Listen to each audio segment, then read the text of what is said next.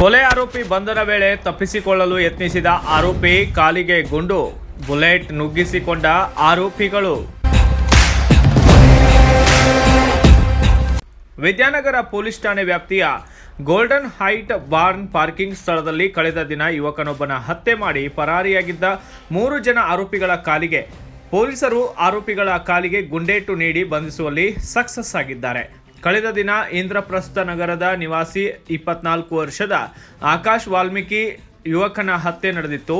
ಹತ್ಯೆ ಪ್ರಕರಣದ ಬೆನ್ನ ಬಿದ್ದಂತಹ ವಿದ್ಯಾನಗರ ಠಾಣೆಯ ಇನ್ಸ್ಪೆಕ್ಟರ್ ಶ್ರೀಮಂತ ಹುಣಸಿಕಟ್ಟಿ, ಪಿಎಸ್ಗಳಾದ ಮುತ್ತಪ್ಪ ಲಮಾನಿ, ಶರಗೌಡ ಹಾಗೂ ಕಮರಿಪೇಟ ಪಿಎಸ್ಐ ಸುನೀಲ್ ಪೊಲೀಸ್ ತಂಡ ಆರೋಪಿಗಳು ಹುಬ್ಬಳ್ಳಿಯ ಎಂಟಿಎಸ್ ಕಾಲೋನಿಯಲ್ಲಿರೋ ಕುರಿತು ಖಚಿತ ಮಾಹಿತಿ ಮೇರೆಗೆ ಬಂಧನಕ್ಕೆ ಮುಂದಾಗಿದ್ದರು.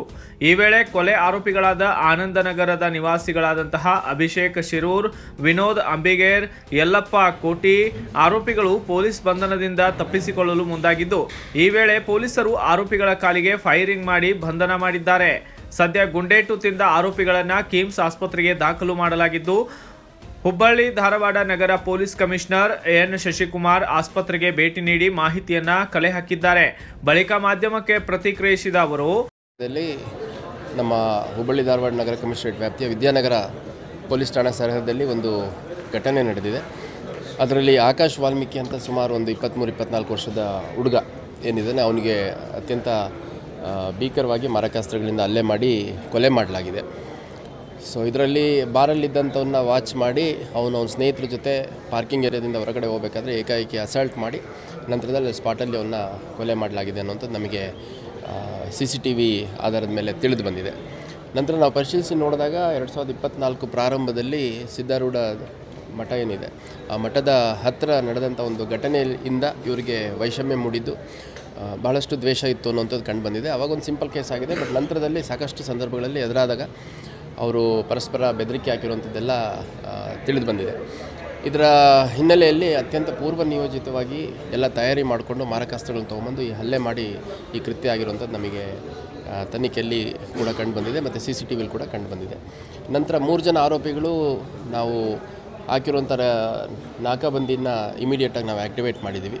ಈ ಕಳೆದ ಒಂದೇನು ಬೀದರ್ ಮತ್ತು ಚಾಮರಾಜನಗರ ಘಟನೆ ನಡೀತು, ಅದಾದ ನಂತರ ನಾಕಾಬಂದಿಗಳನ್ನ ನಾವು ಸಾಕಷ್ಟು ಕಡೆ ಹಾಕ್ಕೊಂಡಿದ್ದು ಮತ್ತು ನೈಟ್ ರೌಂಡ್ಸು ಅಲ್ಲಲ್ಲೇ ನಾಕಾ ಪಾಯಿಂಟ್ಗಳನ್ನ ಹಾಕ್ಕೊಂಡು ಇದ್ದಿದ್ದರಿಂದ ಎಲ್ಲ ಆ್ಯಕ್ಟಿವ್ ಆಗಿ ಸರ್ಚ್ ಮಾಡೋಂಥ ಸಂದರ್ಭದಲ್ಲಿ ರೈಲ್ವೆ ಸ್ಟೇಷನ್ ಕಡೆ ಮೂವ್ ಆಗ್ತಿದ್ದಾರೆ ಅನ್ನೋ ಮಾಹಿತಿ ಬಂದು ಅಲ್ಲಿ ಹೋಗಿ ಅವ್ರನ್ನ 3 ಜನರನ್ನ ನಮ್ಮ ಸಿಬ್ಬಂದಿ ಮತ್ತು ಅಧಿಕಾರಿ ವಶಕ್ಕೆ ತೊಗೊಂಡಿದ್ದಾರೆ. ಸೊ ಅದಾದ ನಂತರ ಈ ಕೃತ್ಯದಲ್ಲಿ ಭಾಗಿಯಾಗಿರೋ ಇತರೆ ಆರೋಪಿಗಳ ವಿವರಗಳನ್ನು ಪಡ್ಕೊಂಡು ಅವ್ರು 4 ಗಂಟೆ ಒಳಗಡೆ ಆದರೆ ರೈಲ್ವೆ ಸ್ಟೇಷನ್ ಪ್ರಿಮೈಸಸ್ಸಲ್ಲಿ ಸಿಗೋಣ, ಇಲ್ಲ ಅಂತಂದರೆ 4 ಗಂಟೆ ಮೇಲೆ ರೈಲ್ವೆ ಸ್ಟೇಷನಲ್ಲಿ ಜನ ಜಾಸ್ತಿ ಆಗ್ತಾರೆ, ಪೊಲೀಸರು ಮೂವ್ಮೆಂಟ್ ಎಲ್ಲ ಸ್ಟಾರ್ಟ್ ಆಗುತ್ತೆ. 4 ಗಂಟೆ ಮೇಲಾಯಿತು ಅಂತಂದರೆ MT ಮಿಲ್ ಹತ್ರ ಗ್ಯಾದರ್ ಆಗಿಬಿಟ್ಟು ಅಲ್ಲಿಂದ ನೆಕ್ಸ್ಟ್ ಏನು ಮಾಡಬೇಕು ಅಂತ ಇವರು ಡಿಸ್ಕಸ್ ಮಾಡ್ಕೊಂಡಿರ್ತಾರೆ. ಅಲ್ಲಿ ಹೋದಂಥ ಸಂದರ್ಭದಲ್ಲಿ ಅಲ್ಲಿದ್ದಂಥ ಕತ್ಲು ಮತ್ತು ನಮ್ಮ ಸಿಬ್ಬಂದಿಗಳೇನು 4-5 ಜನ ಅಷ್ಟೇ ಇದ್ದರು. ಏಕಾಏಕಿ ಅವ್ರ ಮೇಲೆ ಹಲ್ಲೆ ಮಾಡಿಬಿಟ್ಟು ಅಲ್ಲಿಂದ ತಪ್ಪಿಸ್ಕೊಂಡು ಹೋಗಲಿಕ್ಕೆ ಪ್ರಯತ್ನ ಮಾಡಿದಂಥ ಸಂದರ್ಭದಲ್ಲಿ 3 ಜನ ಆರೋಪಿಗಳು, ವಿನೋದ್, ಯಲ್ಲಪ್ಪ ಮತ್ತು ಅಭಿಷೇಕ್ ಅಂತ 3 ಜನ ಆರೋಪಿಗಳು, ಇದೇ 3 ಜನ ಆರೋಪಿಗಳು CCTVಯಲ್ಲಿ ಕೊಲೆ ಮಾಡ್ತಾ ಇರುವಂಥದ್ದು ಕೂಡ ನಮಗೆ ಸಿಕ್ಕಿರುವಂಥದ್ದು. ಈ 3 ಜನ ಆರೋಪಿಗಳು ತಪ್ಪಿಸ್ಕೊಂಡು ಹೋಗಲಿಕ್ಕೆ ಪ್ರಯತ್ನ ಮಾಡಿದಾಗ ಒಟ್ಟು ಸುಮಾರು 9 ರೌಂಡ್ಸು ನಮ್ಮ 2 ಅಧಿಕಾರಿಗಳು, ಶ್ರೀಮಂತ್ ಅಂತ ಒಬ್ಬರು, ಇನ್ನೊಬ್ಬರು ಸುನಿಲ್ ಅಂತ, 2 ಸಬ್ ಇನ್ಸ್ಪೆಕ್ಟರ್ಗಳು ಫಸ್ಟಿಗೆ ಏರ್ ಫೈರ್ ಮಾಡಿ ಅದಕ್ಕೆ ಅವರು ನಿಲ್ಲದೇ ಇದ್ದಾಗ ಮತ್ತು ಆರೋಪಿಗಳ ಕಡೆ ಫೈರ್ ಮಾಡಿ ಆ 3 ಜನರನ್ನು ತಪ್ಪಿಸ್ಕೊಡೋದನ್ನು ತಪ್ಪಿಸಿ ವಶಕ್ಕೆ ತೊಗೊಂಡಿದ್ದಾರೆ. 3 ಜನ ಆರೋಪಿಗಳು ಆಸ್ಪತ್ರೆಯಲ್ಲಿ ಅಡ್ಮಿಟೆಡ್ ಆಗಿದ್ದಾರೆ, ಎಲ್ಲ ಔಟ್ ಆಫ್ ಡೇಂಜರ್ ಇದ್ದಾರೆ.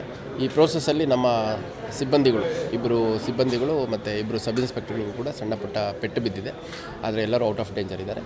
ಈ ಪ್ರಕರಣದಲ್ಲಿ ಇನ್ನೂ ಒಂದು 5 ಜನ ಅಧಿಕೃತವಾಗಿ ನಮಗೆ ಈಗಷ್ಟೇ ಮಾಹಿತಿ ಇರುವಂಥ ಆರೋಪಿಗಳು ಮತ್ತು ಅದಕ್ಕೆ ಹೆಚ್ಚುವರಿಯಾಗಿ ಪರೋಕ್ಷವಾಗಿ ಯಾರಾದರೂ ಭಾಗಿಯಾಗಿದ್ದರೆ ಎಲ್ಲರನ್ನೂ ವಶಪಡಿಸಿಕೊಂಡು ಅಗತ್ಯ ಕಾನೂನು ಕ್ರಮ ಕೈಗೊಳ್ಳಲಾಗುತ್ತೆ.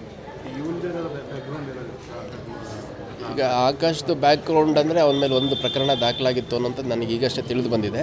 ಅದು ಓಲ್ಡ್ ಹುಬ್ಳಿ ಪೊಲೀಸ್ ಸ್ಟೇಷನಲ್ಲಿ. ಅದು ಹೊರತುಪಡಿಸಿ ಏನಿತ್ತು ಅನ್ನೋಂಥದ್ದು ನನಗೆ ಹೆಚ್ಚಿಗೆ ಗೊತ್ತಿಲ್ಲ. ಇನ್ನು ಆರೋಪಿಗಳು ಮೇಲೂ ಕೂಡ ಪ್ರಕರಣಗಳು ಹಿಂದೆ ಅಲ್ಲಿ ಇಲ್ಲಿ ದಾಖಲಾಗಿರುವಂಥದ್ದು ಕಂಡು ಬಂದಿದೆ. ಅದನ್ನೆಲ್ಲ ಆರ್ಗನೈಸ್ಡ್ ಆಗಿ ಎಷ್ಟು ಪ್ರಕರಣ ದಾಖಲಾಗಿದೆ ಏನು ಅಂತಂದು ವೆರಿಫೈ ಮಾಡ್ತಾರೆ.